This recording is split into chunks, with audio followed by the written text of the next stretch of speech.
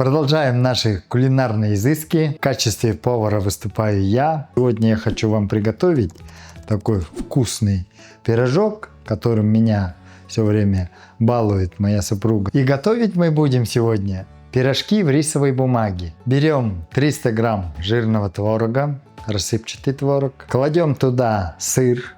Вот я уже натер этот сыр. 30 грамм сыра кладем.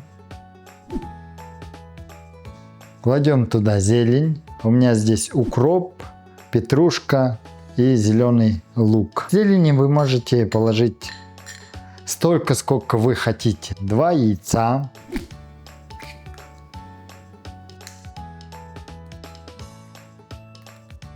Добавляем соль. И все это нужно размешать до однородной массы.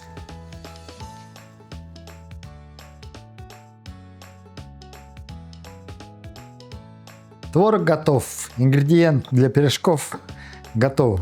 Что мы получаем от такой начинки? Творог – это источник белка, животного жира, насыщенных жиров. Белок в твороге представлен альбуминами и казеином. Альбумин – хороший белок, конечно, там много незаменимых аминокислот, лейцин, изолейцин, валин. Они очень полезны. Я про творог ролик делал, можете посмотреть. В твороге много кальция. И кальций – это биодоступный кальций, который связан с белком и хорошо, легко усваивает. Ну и твороги, конечно, там и есть витамины, минералы.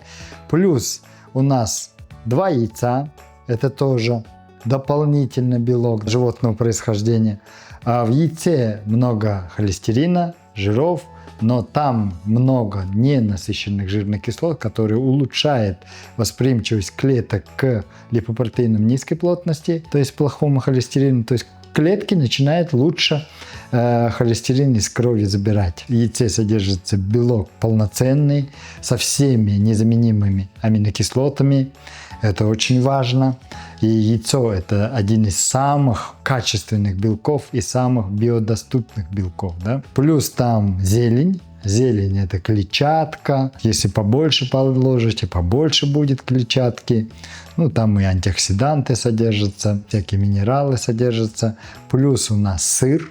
Сыр – это источник жиров, насыщенных жиров. Многие из вас сразу спросят, а как же вы добавляете 2 вида животных жиров, даже 3 вида, да? На самом деле, когда мы готовим блюдо с точки зрения тибетской медицины, мы же не едим по отдельности, а все это вместе готовится.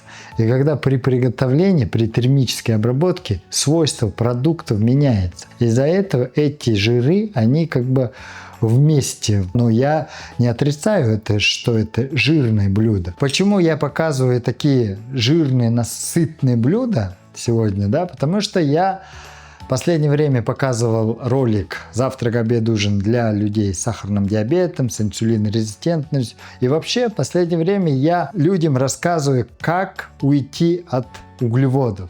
То есть, как перейти на низкоуглеводную диету. Для этого мы все равно должны те калории, которые дает углевод, чем-то заменить. Поэтому нам приходится более жирную пищу, более богатой белками есть. Но не забывая добавлять туда клетчатку, овощи, фрукты и так далее. Под моими роликами в комментариях люди писали, что мои советы – это по сути кето-диета. Не совсем.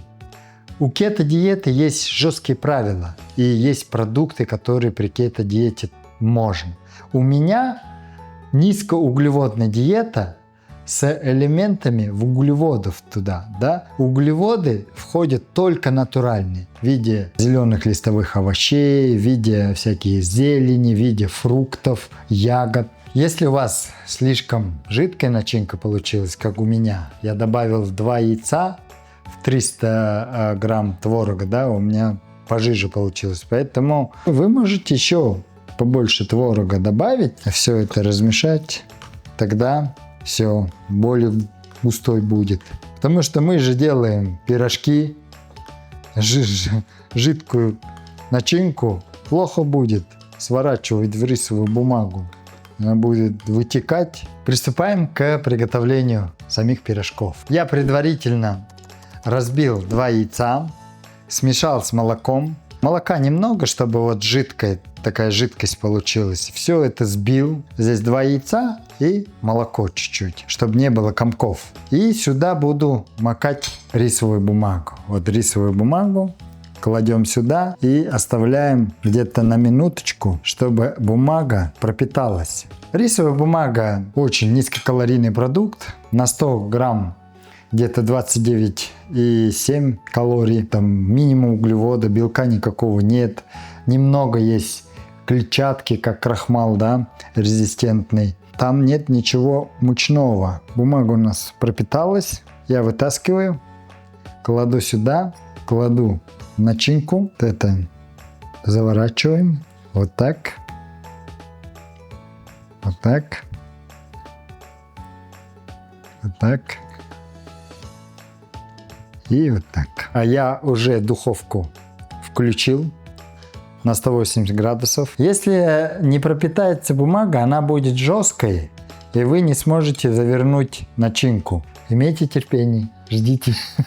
Вы можете начинку поменьше взять. А я вот начинку побольше беру. Люблю, чтобы сочнее было. Вообще не люблю, когда начинки мало.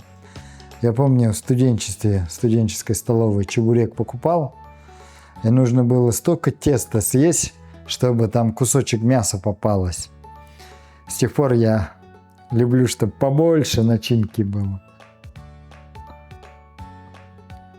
В другую сторону завернул. И так можно на самом деле. И вот жирный такой пирожок. Форму положили.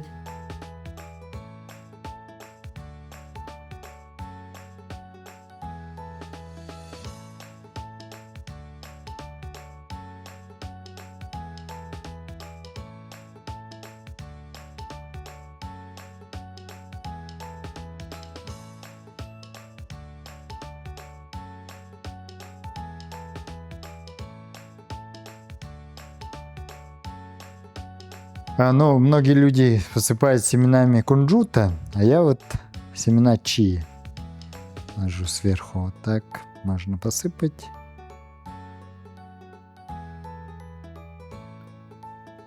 Мы пирожки положили в духовку.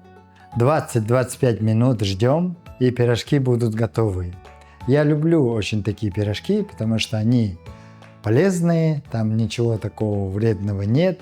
При этом калорийный, а я много занимаюсь спортом, трачу энергию, мне нужны калорийные пирожки, но я бы такие пирожки за ужином ел, но я ужинаю в основном на работе, иногда даже на работу мне приносят. Вы же знаете, что я не очень люблю тесто есть, и многим своим пациентам запрещаю все виды выпечки, хлеба и так далее, да, поэтому вот такие пирожки, там нет теста, там все натуральное, вкусное и полезное. Вот наши пирожки готовы.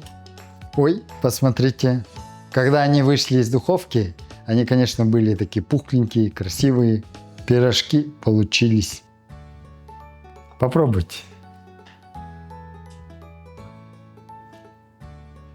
Я попробую. Очень вкусно. Творог очень мягкий, очень вкусный такой.